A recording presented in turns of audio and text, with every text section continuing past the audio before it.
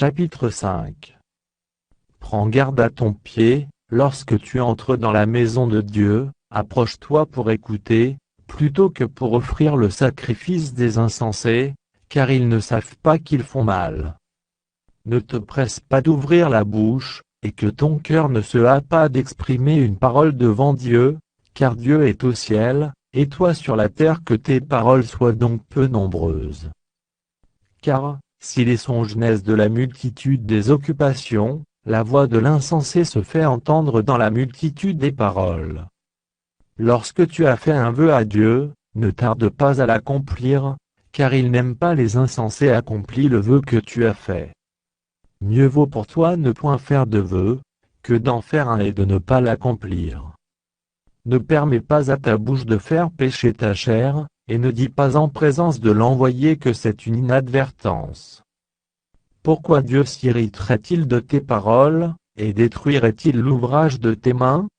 Car, s'il y a des vanités dans la multitude des songes, il y en a aussi dans beaucoup de paroles. C'est pourquoi, crains Dieu. Si tu vois dans une province, le pauvre opprimé et la violation du droit et de la justice, ne t'en étonne point, car un homme élevé est placé sous la surveillance d'un autre plus élevé, et au-dessus d'eux il en est de plus élevé encore. Un avantage pour le pays à tous égards, c'est un roi honoré du pays. Celui qui aime l'argent n'est pas rassasié par l'argent, et celui qui aime les richesses n'en profite pas. C'est encore là une vanité. Quand le bien abonde, ceux qui le mangent abondent, et quel avantage en revient-il à son possesseur, sinon qu'il le voit de ses yeux? Le sommeil du travailleur est doux, qu'il ait peu ou beaucoup à manger, mais le rassasiement du riche ne le laisse pas dormir. Il est un mal grave que j'ai vu sous le soleil des richesses conservées, pour son malheur, par celui qui les possède. Ces richesses se perdent par quelque événement fâcheux. Il a engendré un fils, et il ne reste rien entre ses mains. Comme il est sorti du ventre de sa mère, il s'en retourne nu ainsi qu'il était venu, et pour son travail n'emporte rien qu'il puisse prendre dans sa main. C'est encore là un mal grave.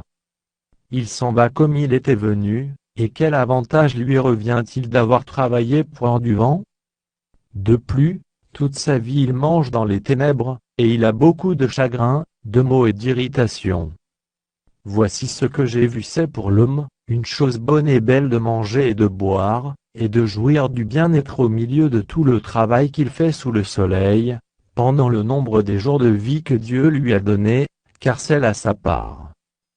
Mais, si Dieu a donné à un homme des richesses et des biens, s'il l'a rendu maître d'en manger, d'en prendre sa part, et de se réjouir au milieu de son travail, c'est là un don de Dieu.